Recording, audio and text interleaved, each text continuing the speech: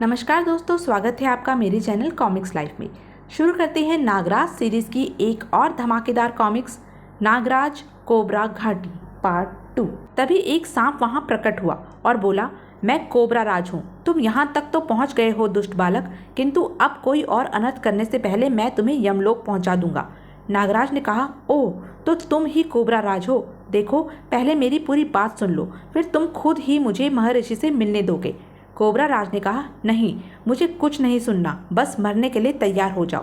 कहते ही कोबरा राज ने नागराज पर बहुत सारा विष उगल दिया।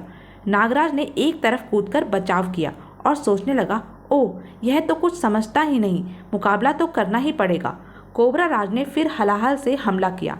नागराज सोचने लगा, ओह यह विष मेरे लिए घातक हो सकता है। अब इससे पहले कि कोबरा राज फिर विष उगलता, नागराज उछला और कोबरा राज को बचाव का कोई भी मौका न देते हुए नागराज ने अपनी एक शक्तिशाली ठोकर से कोबरा राज का एक फन तोड़ दिया। दर्द से तिलमिलाते कोबरा राज ने अपनी पूंछ की एक जबरदस्त टक्कर नागराज को मारी। फिर उसने नागराज को अपनी पूंछ से लपेट लिया और उसके शरीर को जकड़ने लगा और बोला, अब तू नहीं बच सकता बच्चे। कोबरा राज की पकड़ से केवल मुर्दा ही बाहर निकलता है। दर्द से छटपटाते नागराज ने सारी शक्ति संचित करके कोबरा राज पर अत्यंत शक्तिशाली विष की फुंकार मारी। विष कोबरा राज की आंखों में समा गया। दर्द की अधिकता से उसकी पकड़ ढीली पड़ गई और वह बोला, उफ मेरी आंखें। नागराज ने यह अवसर नहीं छोड़ा। उसने कोबरा राज की पूंछ पकड़ी और उसे धरती पर पटकने लगा और बोला, अब तुझे बताता हूँ कौन यमलोक जाएगा। धरती से टकराने से कोबरा राज का एक सिर और टूट गया और नागराज ने कहा, क्यों, दिखने लगा यमलोक? कोबरा राज ने कहा, आह महर्षि बचाइए। फिर नागराज पूंछ छोड़कर उसके फन पर कूदने लगा। कोबरा राज ने कहा, बचाइए महर्षि, मुझे इस इंसान से बचाइए। नागराज बोला, इंसान? अरे बालक कहो बालक। कोबरा राज की चीखों से महर्षि का ध्यान भंग हो गया। वह बोले, ठहरो नागराज। नागराज ने कहा, मैं इसे खत्म कर दूंगा। महर्षि ने कहा, नहीं नागराज, अब तुम इसे नहीं मारोगे। मेरे कहने पर ही इसने तुम्हारा रास्ता रोका था। नागराज ने कहा, आपके कहने पर?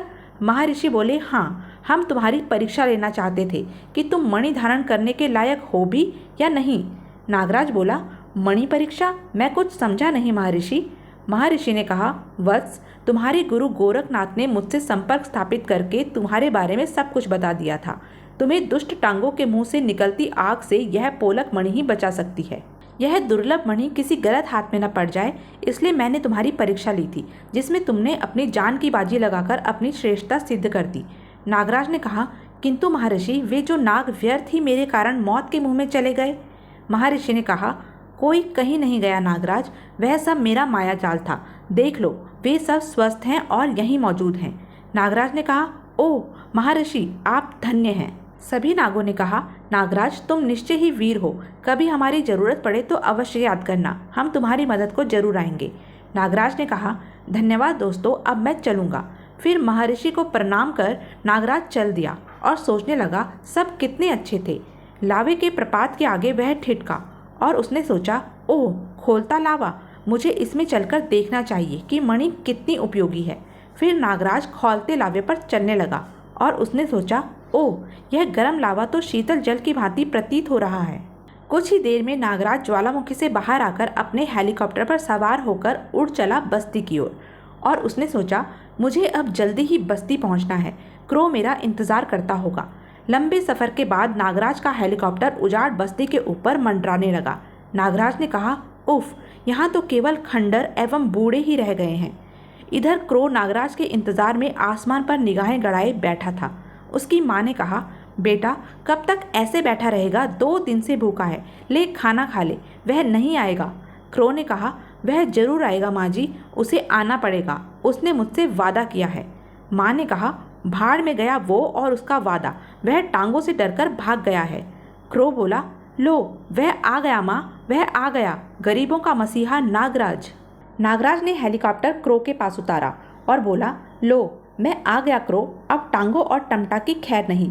क्रो ने कहा, हाँ नागराज। क्रो ने फौरन बहुत सी मशालें एकत्रित की। नागराज बोला, मैं आ रहा हूँ टांगों, तेरी टांगे चीरने। और फिर दोनों खूनी कबीले की तरफ दौड़ पड़े। खूनी कबीले पहुंचकर उन्होंने एक भयानक दृश्य देखा। जंगली बस्ती वालों से कह रहा था, चलो इन अंगारों पर। जो इन्हें पार कर देवता तक पहुंच गया वह बच जाएगा और जो बीच में रह गया उसकी बलि चढ़ा दी जाएगी। क्रो ने कहा, नागराज, ये इसी तरह रोज 10-15 लोगों की बलि चढ़ाकर उन्हें खा जाते हैं। नागराज ने कहा, उफ, खूनी खेल। तभी उनकी नज़र पोमा, चोमा व सुगा पर पड़ी और उनके मुंह से सिसकारी निकल गई। टांगो ने कहा, देख लो बेवकूफ़ो, तुम तीनों के कारण इन लोगों का यह अंजाम हुआ है। और वह नागराज भाग गया ना गीदड़, मुझसे डर कर। सुगा ने कहा, नागराज को कुछ ना कहना नीच। टांगो सुगा के जवाब से तिलमिला उठा और बोला, देखते क्या हो, दौड़ाओ सालों को अंगारों पर। जंगली ने कोड़ा बरसाया और बोला, भागो। और मजबूर बस्ती वाले जान बचाने के लिए नंगे पांव अंगारों पर दौड़ने लगे। बस्ती वालों की हृदय विदारक चीखों से वातावरण थर्रा उठा।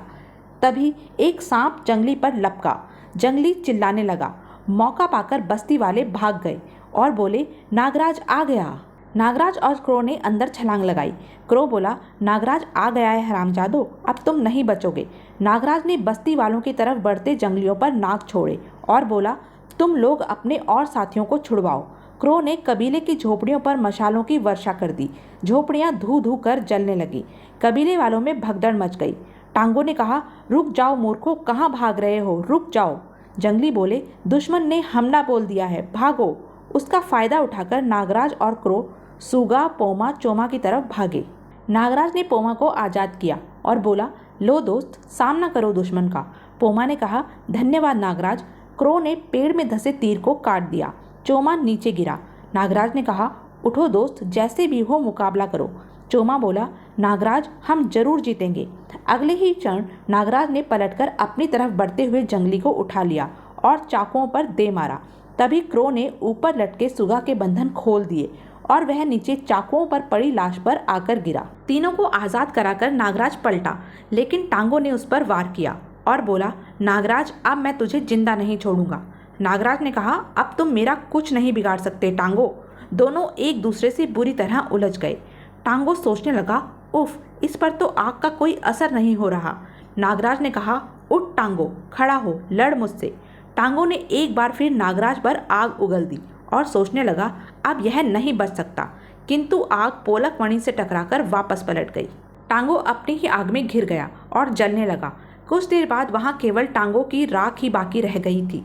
पोमा ने कहा, जल मरा पापी। सुगा बोला, चलो नागराज, हमने सब बस्ती वालों को छुड़ा लिया है। नागराज ने कहा, हाँ चलो। कबीले से बाहर आकर नागराज बोला, सुगा, हम सब अभी टमटा के हेडक्वार्टर पर धावा बोलेंगे। सुगा ने कहा, हाँ नागराज, हम सब बस्ती वाले तुम्हारे साथ हैं। कुछ देर बाद बस्ती वालों ने टमटा के हेडक्वार्टर पर हमला बोल दिया और बोले, कोई गोरा बचने ना पाए, मारो काटो। बस्ती वाले हेडक्वार्टर में घुस गए और टमटा के सैनिकों से भिड़ गए। नागराज, पोमा, चोमा, क्रो और सुगा मारकाट मचाते हुए अंदर टमटा को ढूंढ रहे थे। नागराज ने कहा, बता टमटा कहाँ है? एक सिपाही बोला, उधर। इधर जनरल टमटा भी इस बलवे से बेखबर ना था। वह बोला, एक आदमी ने मेरा कितना नुकसान कर दिया, उफ, एक बार यहाँ आ जाए फिर वह नहीं बच सकता। तभी नागराज और उसके साथी वहाँ दाखिल हुए। जनरल टमटा ने कहा, आओ, हमें तुम्हारा ही इंतज़ार था नागराज। नागराज ने कहा, मेरा नहीं, अपनी मौत का प्यारे लाल। जनरल टमटा ने बटन दबाया और बोला, मौत तो मैं तुम्हें दे रहा हूँ बच्चों। टमटा ने विशेष सीटी बजाई और चारों गिद्ध बाहर आ गए और पांचों पर झपट पड़े। सुगा ने कहा, नागराज, यह तो हमें समूचे ही निकल जाएंगे। नागराज बोला, ओह, यह क्या? एक गिद्ध ने क्रो को अपनी चोंच से घायल कर दिया। क्रो बोला, आह नागराज, बचाओ। नागराज ने अपनी तरफ बढ़ते गिद्ध पर नाक छोड़ा और बोला, सुगा, इनकी आंखों पर चाकू मारो जल्दी। सुगा ने क्रो की तरफ बढ़ते गिद्ध पर चाकू फेंका। चोमा व पोमा ने भी वही तरकीब अपनाई। अंधे गिद्ध इधर उधर पंजे मारने लगे। नागराज ने कहा, भागो कमरे से बाहर, ये किसी को भी नुकसान पहुंचा सकते हैं। गिद्ध किसी को ना पाकर सीटी बजाते टमटा पर ही टूट पड़े। कुछ ही देर में वे उसे चट कर गए। टमटा के मरते ही लोगों ने बहुमत से शासन की बागडोर सुगा को सौंप दी। सुगा बोला, नागराज, आज मेरे देशवासी कितने खुश हैं, सब तुम्हारे कारण। तुम कुछ दिन और रुक जाओ यहाँ। नागराज ने कहा, नहीं जनरल सुगा, अब मुझे बहुत जल्द भारत जाना है। वहाँ भी कई अत्याचारियों का शासन बदलना होगा। फिर नागराज उनसे विदा लेकर अपने अगले अभियान पर चल पड़ा।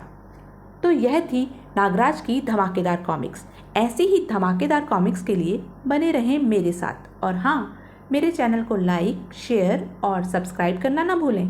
धन्यवाद।